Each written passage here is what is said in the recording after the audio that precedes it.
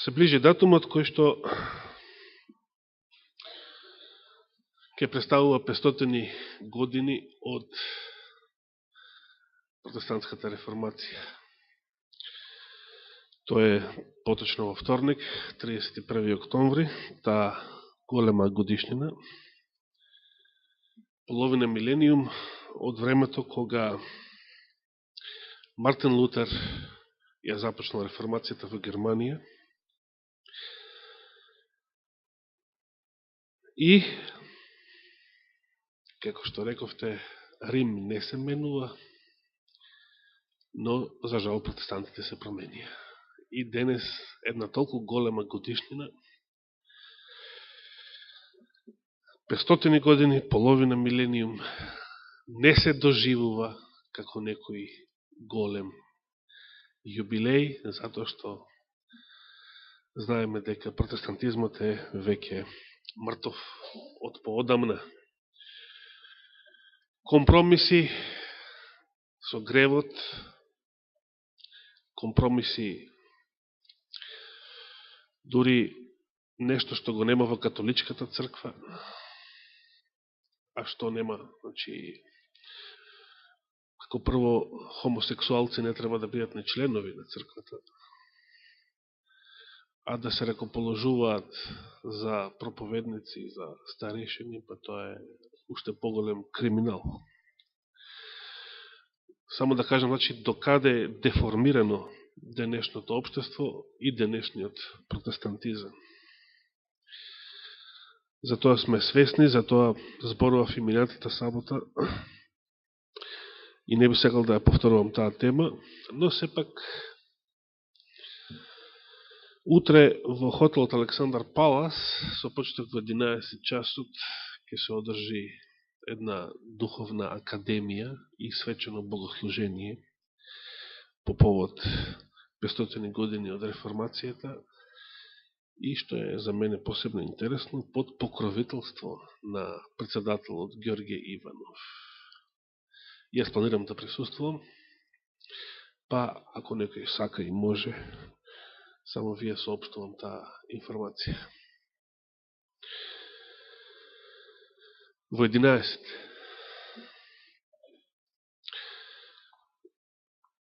Во поуката е наведен еден добар, прекрасен цитат од Мартин Лутер. Тоа е во одсекот од Петокот. И јас би сакал да го прочитам за почеток, бидејќи е убав, барем мене ми остави силен впечаток. Јас го поуката ја прочувам на англиски јазик и се надевам дека не сум гледал многу македонски превод. Се надевам дека не е нешто утнато, но како и да е. Последниот цитат од Петокот. Видите што вели, што напишал Лутер своевремено. Кога апостолот вели дека сме оправдани без делата на законот,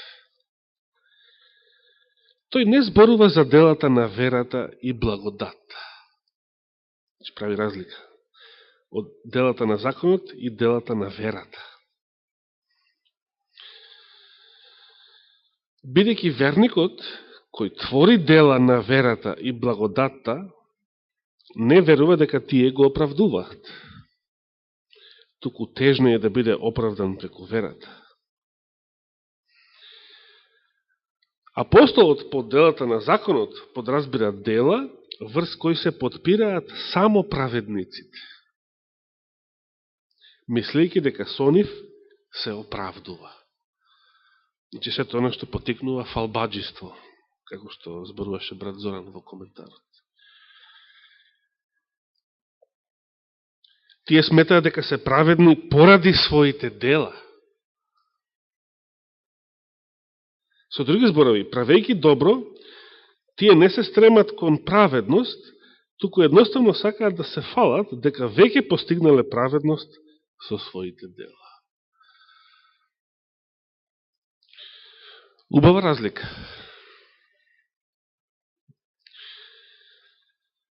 Лутер убаво го разбрал ова, што ние денес го проучувавме. Се разбира, ако тој убаво не го разбереше, немаше ни да почне реформацијата. Меѓутоа, да се зборува во цело минато тромесечие за галатјаните, еве да се зборува и целото ова тромесечие за римјаните. А рековме зошто се овие две книги повторени во библиската поука за толку кратко време, заради реформацијата, заради 500 години од Лутеровата реформација. Но да се зборува за оваа тема 6 месеци, последниот, значи целото полугодие од година, и да не се наведе ниту еден цитат од Джонс и Вагнер, за мене е промашување. Зошто? Затоа што протестантската реформација, иако заради неја се прави ова, колку и да била светлина, колку и да била и да значала нешто многу големо во свое време, сепак не е комплетното Евангелие, не е комплетната светлина, не е силата на позниот дожд, не е она што Господ сакал и сака да го направи со денешните генерации, да го направи со последните верници,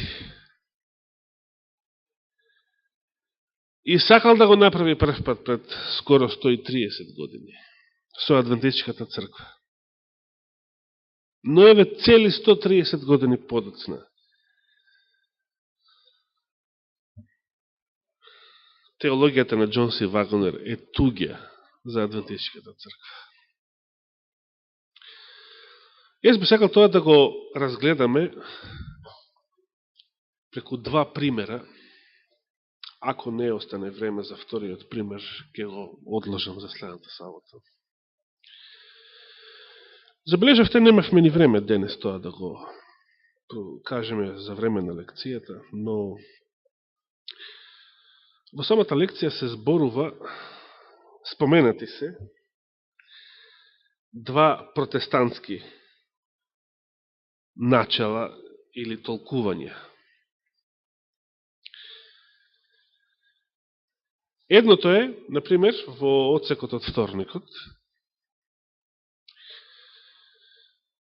Лекцијата вели на повеќе места дека кога човекот ќе поверува, значи сака да го одреди моментот кога човекот е оправдан со вера, ако забележавте, па тоа дури го нарекува нешто моментално дело во вторникот. Се споменува глаголот прогласување, прогласен. Например, кога човекот ќе го прифати Христа, ќе поверува, ќе го прифати Евангелието, ќе се покае, ќе побара спасение, Господ тогаш го прогласува за праведен. Ова го споменав и во текот на проучувањето на галатјаните мијато тромесечи, во една прилика. Протестантското учење е дека човекот кога ќе поверува, тогаш Господ го прогласува за праведен и дека тоа значи оправданието со вера. Оправданието со вера се разбира, се сваќа како некој законски чин, како правен поим. Господ те прогласил за праведен. Кога? кога си поверувал. Но знаете ли што е практична последица на ова толкување? Ако Господ некогаш во минатото мене ме прогласил за праведен, што значи тоа? Дека јас сум, од тогаш наваму јас сум спасен. И дали е случајно што протестантите така веруваат? Тие дури користат таква терминологија. Мене Господ таа и таа година ме спаси. Еднаш спасен, за секогаш спасен. Зошто? Затоа што она што е дело на Божиот суд, значи законскиот чин, правниот чин, пресудата, тоа е пресуда. Кога Господ ќе рече тој и тој е праведен, тоа е веќе точка. Ако Господ те прогласи за праведен, значи ти си спасен. И спасена за вечност. Но адвентизмот учи дека тоа ќе се случи при судот. Кога верникот се обраќа, кога верникот поверувал прв пат, не се случува никаков суд, каде што Господ те прогласува за праведен. Но гледаме дека и оваа поука го следи, како и минатата, го следи протестантското учење и отстапува од адвентизмот. Господ во минатото ги прогласил верниците за праведни, тогаш кога прв пат поверувале, и затоа протестантите не веруваат во небесниот истражен суд. Знаете ли што велат протестантите кога ќе им споменете дека на небото се одвива суд, како што верува адвентизмот? Тие велат дека нема потреба за такво нешто. Господ веќе ги спасил. Например, се цитира често Христовиот говор пред Синедрионот во Јован 5 глава, конкретно 24 стих. Ова е еден многу силен и многу убав стих. Да видиме што Господ тука рекол и што им рекол на евреите тогаш. Вистина, вистина ви велам. Значи, Јован 5 глава, 24 стих. Вистина, вистина ви велам. Кој го слуша словото мое и верува во оној кој ме пратил, значи, еве, верата е битниот услов, има живот вечен. Верувате во ова? Еднаш држав цела проповед на оваа тема. Точно е, и Јован тоа го кажува и во своето соборно, прво соборно послание исто така. Ви пишувам дечиња, така се изразува таму. Да разберете дека вие имате, веќе имате живот вечен. Исус тоа го кажува тука. Меѓутоа, ако веќе имаш живот, значи ли тоа дека не можеш да го загубиш? Дека си запечатен? Кога ќе заврши небесниот суд, Господ ќе ги запечати своите. 144.000 ќе бидат запечатени, затоа што предходно на судот ќе бидат прогласени за праведни. И сите починати верници пред нив ќе бидат прогласени за праведни. И тоа е таа точка. После тоа нема менување. Мртвиот се разбира и така повеќе не може да греши.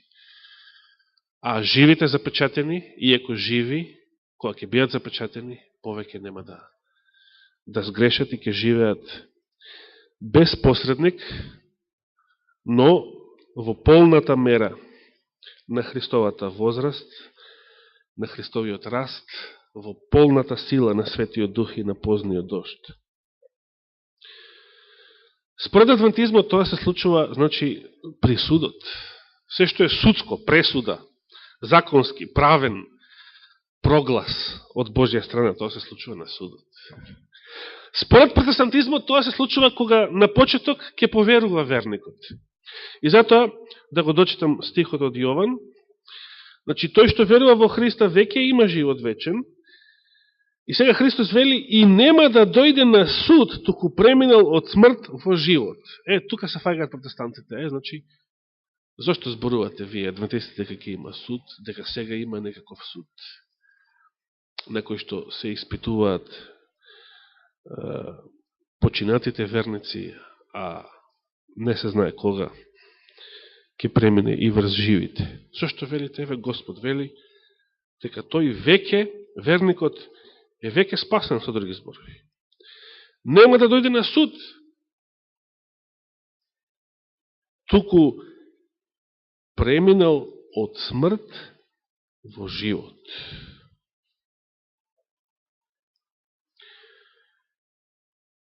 Дали вака мислел Господ, како што протестантите го сватиле?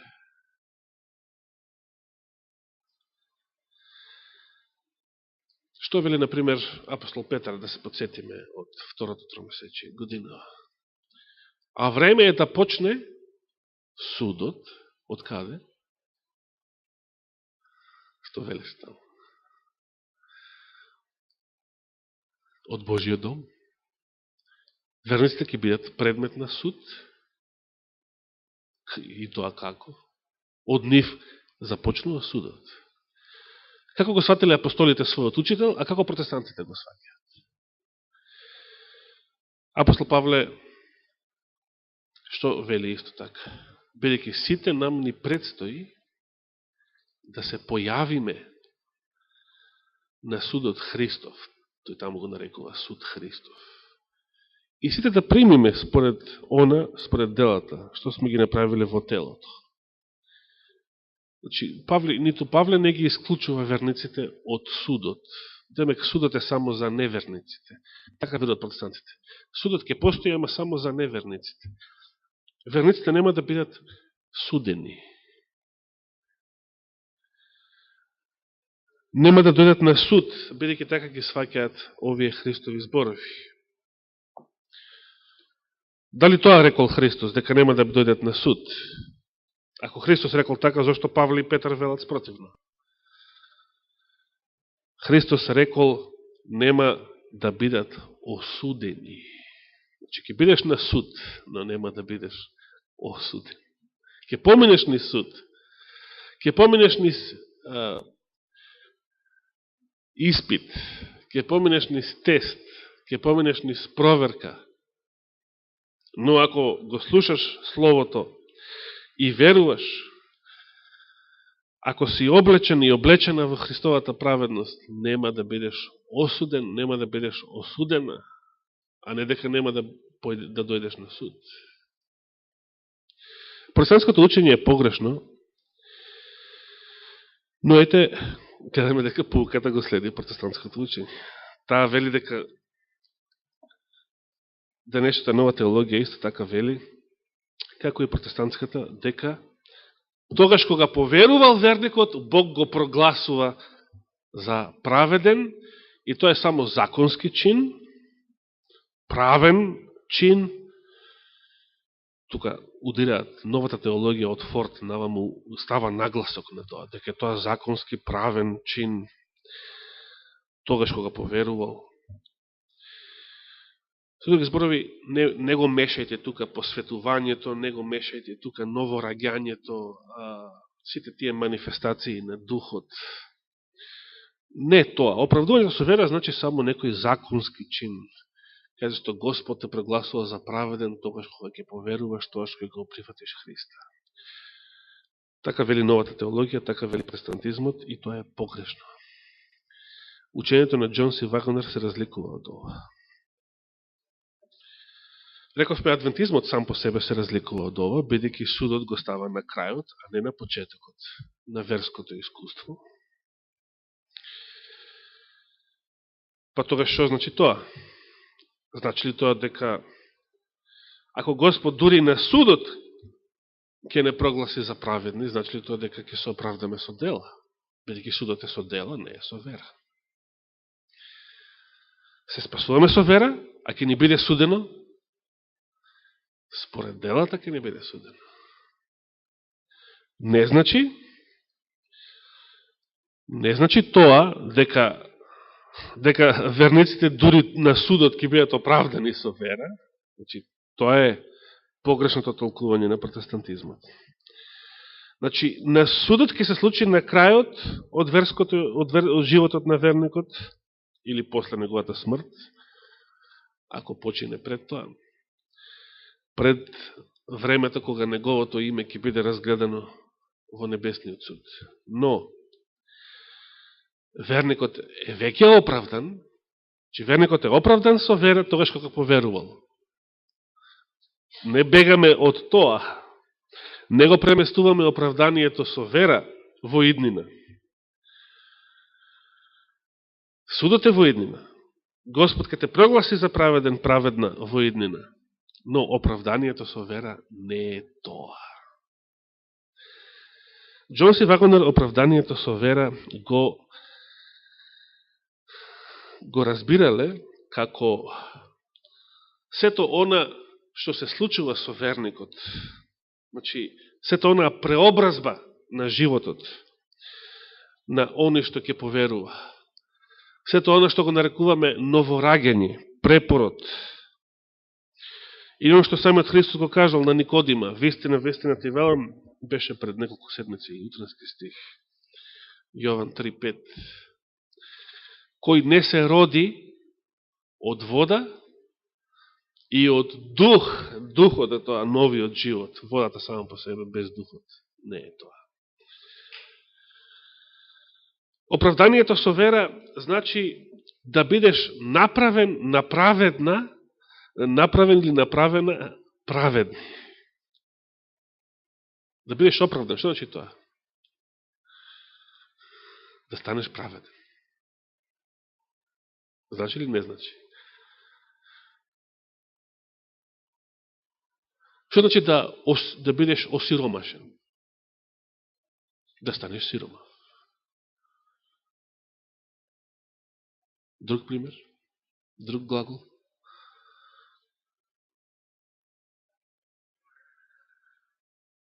Што значи да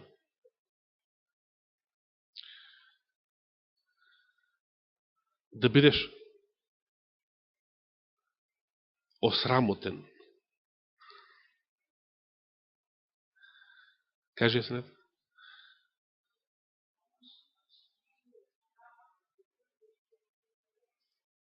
Например, те ограбил. Да. Точно.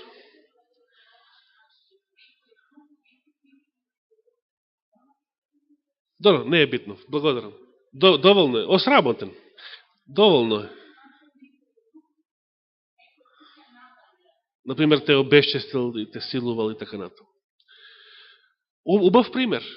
И сега што значи оправдан? И можем да наведем еден куп примери, глаголи, од секојдневниот живот. Значи, некој од страна, повторно, те направил праведен, праведна, те збогатил. Колку убаво. Како те направил праведен? Што се сменило? Еве и лекцијата вели таму подолу во вторникот, во еден момент вели, грешникот е далеко од Бога, неправеден и неприфатен. А во следниот момент, после оправданието, тој е поблизу до Бога, прифатен и праведен. Што се сменило? Што се сменило кога верникот поверувал? Што се сменило? Според пацанците се сменил неговиот законски статус пред Бога. Но тоа не се случило. Тогаш. Тоа се случило. Тоа е една друга тема, која што ниту протестантите, ниту повеќето адвентисти ја разбираат се уште и ден денес. Кога се сменил законскиот статус? Кога се менува законскиот статус? Немаме време, немам ни време ни да го начнам тоа сега. Ќе остане за некоја наредна прилика. Но, според оно што го знаеме, според Светото Писмо, кога Што се случува во моментот кога ќе поверува верникот? Која промена се случила?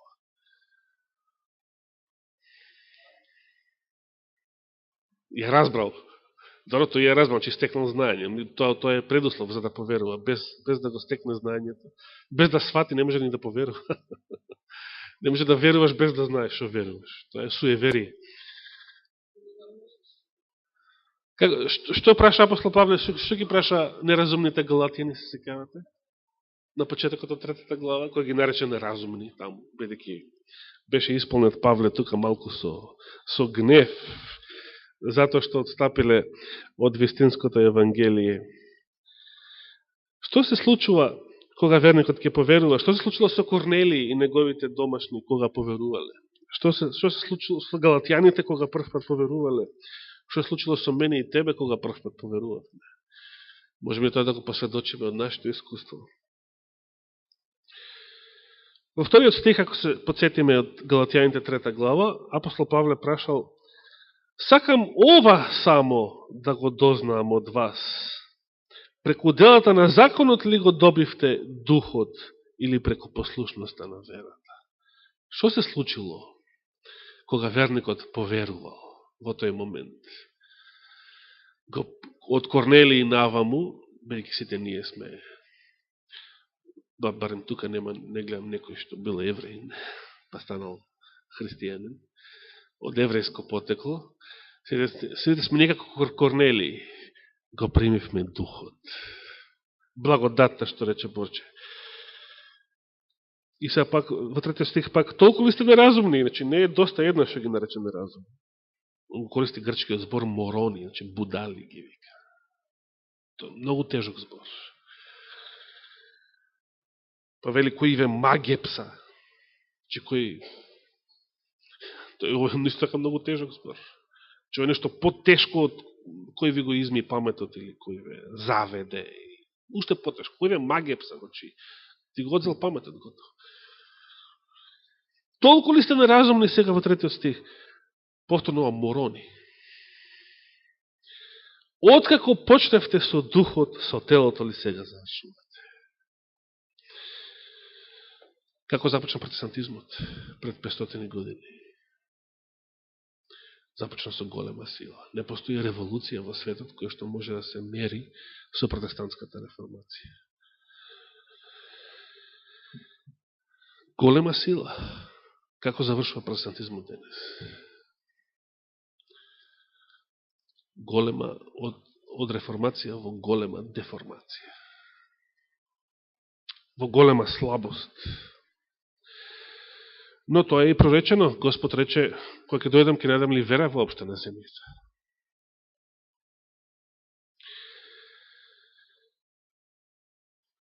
Кога верникот поверувал, се случило новото раѓање.